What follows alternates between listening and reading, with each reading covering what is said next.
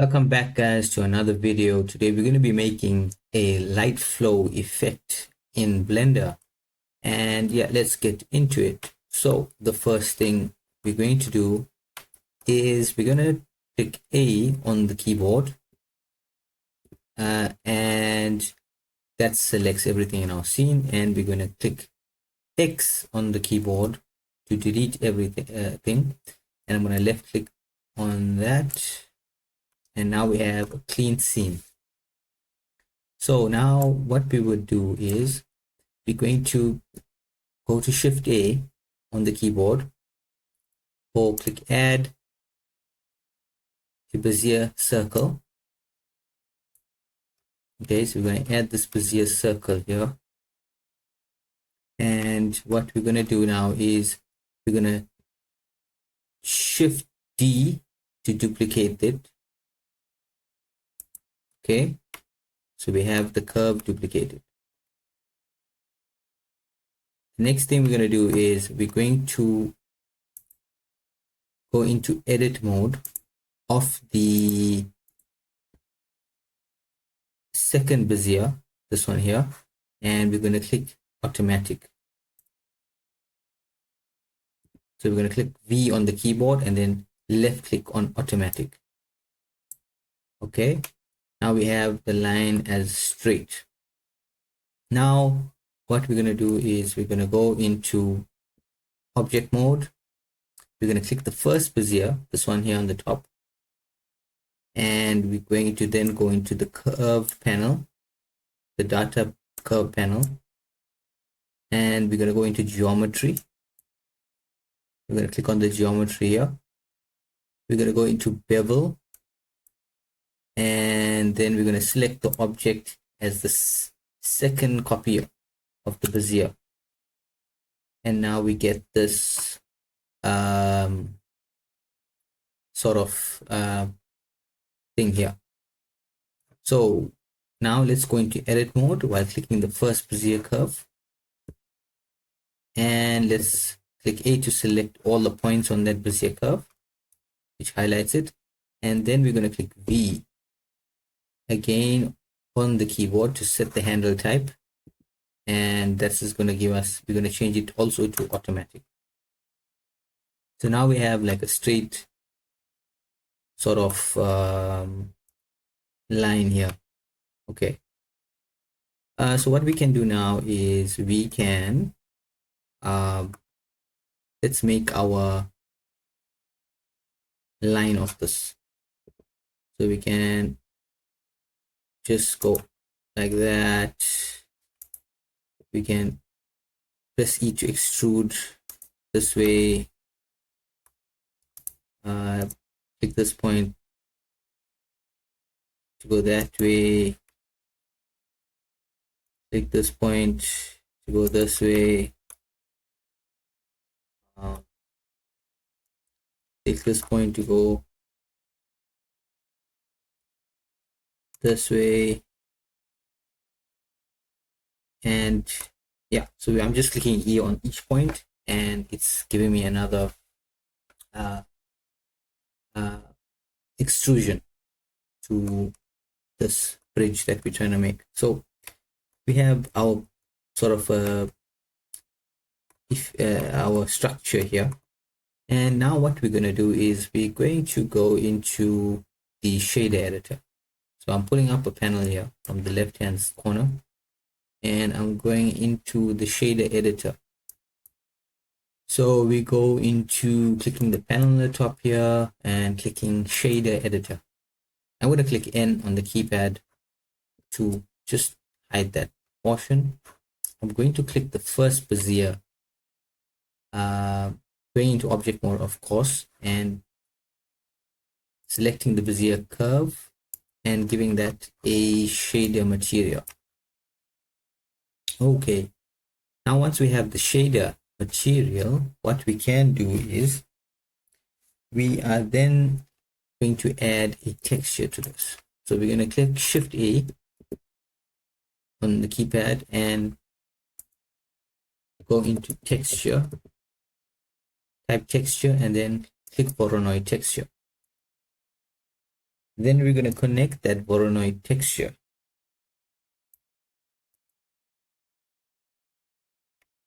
We're gonna keep that Voronoi texture here. Also, you can get the Voronoi texture by going on the panel on the top and adding the Voronoi texture around here. There's a show. Okay. The next thing we're gonna add is let's add in a color ramp.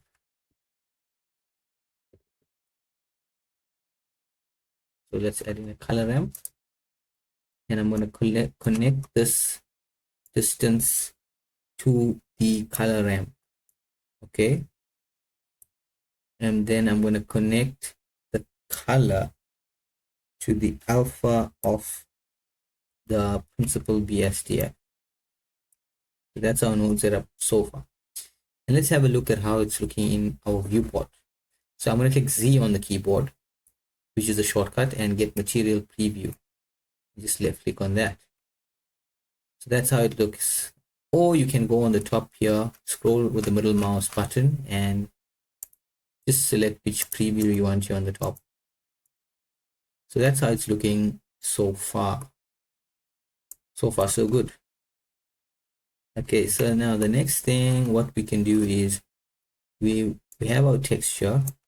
We need to add in a mapping and a texture coordinate. So I'm going to click Control T, which is a shortcut on the keyboard. Just pressing Control T and clicking on Voronoi texture will give us the mapping and the texture coordinate. You can get that node wrangler on the preferences add-ons. Okay, so now we have that set up. I'm going to connect. I'm going to get another. So let's see what happens if I move this. So if I move this, I'm getting an effect. Okay. And if let's add another color ramp. Let's see. Let's add another color ramp. So let's click Shift D. And I'm going to connect this color to the color ramp number 2. Okay, and I'm going to change this. I'm going to connect the color to the base color. Okay, and I'm going to change this color ramp number 2 to, let's make it HSL, and let's change this to clockwise, and I'll change this color to, let's see if I'm going to rendered mode. So I'm getting some sort of colors here, and let's go on to the next one. Let me make it a bluish, greenish. And then let's select this color ramp. Let's go into the principal BSDF, and let's go into emissions, and let's connect the color as well to the emission. Okay, let's increase that emission to about 10. So we are getting the color. Let's also, let's then change the, oh yes, let's change this to UV. Oh yeah, that's why we're not getting the streaks. So we have to change it to UV. Okay, so now we're getting streak sort of flow type of thing. I'm going to bring in a camera. Let's bring in a camera while we add it to see how it looks. So I'm going to go and get a camera. So I'm going to say add the top camera, or shortcut key Shift A, and then left click camera. So I'm going to then bring this camera up by clicking G, and just putting it in view of this. Let's see. Okay, that's not bad. Let's bring it a bit forward. Let's bring it a bit more forward. Yeah, that's okay. So we if I render this, let's render it out. This is the effect so far. Okay, so let's go into the world settings. Let's put this down to make it a bit more darker, and let's select this again. Let's go into our Voronoi texture and let's make this 50. So you see, if I make it 50, it's becoming more and more thin. Let's make it 100. Okay, and yeah, so now we're getting this effect. Let's change the scaling of them and the mapping though to make it more thin and like light flow. So if you increase it, it's coming more grainy, you know, like lava. And if we decrease it, becoming more thin. So let's try 0.050, and I found that to be the best light scale look.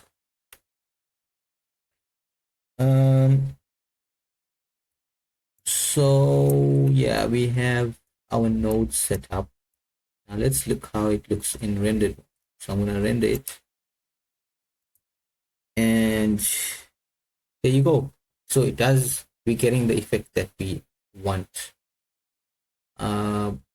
So let's go back. Now we go into our next thing. So our next thing would be to composite.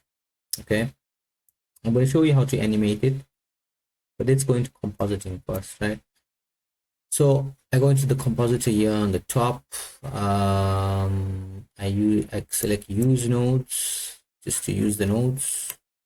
Then I'm going to get the bloom in because they changed it,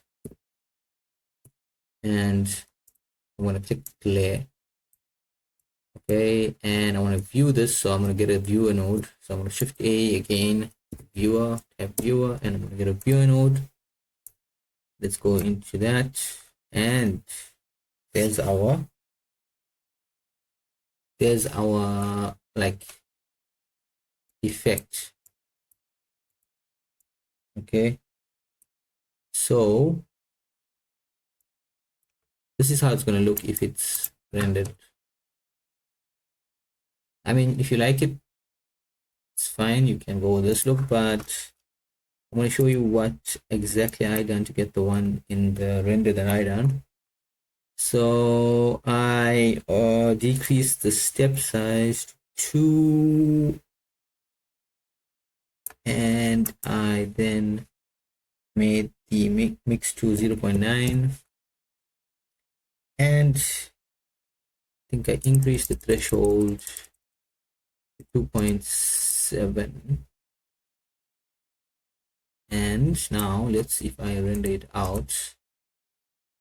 That's how I got the look in the render that I done. So we can cancel that, and let's go now that we got our compositor selected, and make sure that if you in the compositing, the glare must be connected into the composite and not just in view, so that it gets rendered into our video. Okay, so let's go back into the shader. So let me go to the tab on shading, and I'm going to show you how to now animate this. Okay, so we go here into the X portion here on the mapping. Okay, and we type hashtag frame and divided by 1,000, and I mean this character here divided by 1,000. And now if we press space pad, I mean we press play here, we get moving light flow. That's what we get. So that's if you want a faster sort of look, but if you want the smooth one that I done, I went for a frame. So I just click frame again,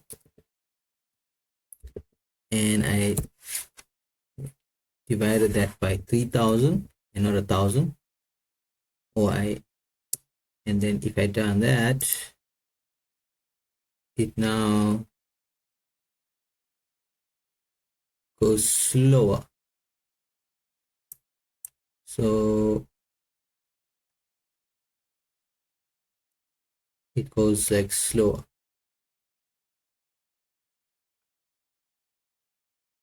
So it's depending on what effect you're going for.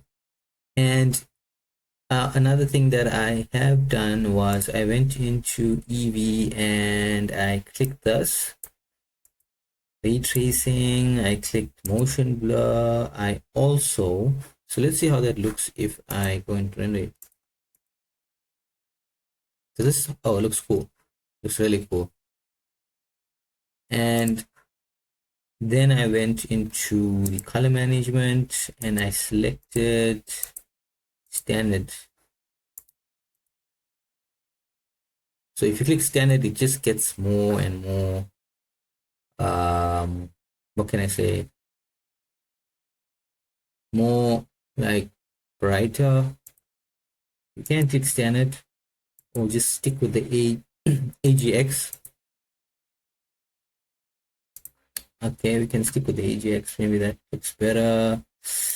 Of course, what else?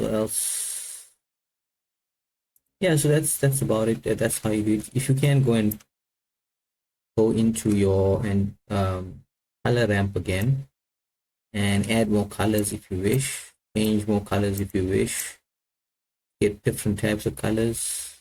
Maybe you want this color or some pink. You can do that. I mean, you can do what you'd like. I mean, that looks cool too. And yeah, that's basically how you do it. Obviously the last step would be to render it out, so we're going to go into the render region. I like to click that so it just renders the region, not the whole scene. It's quicker.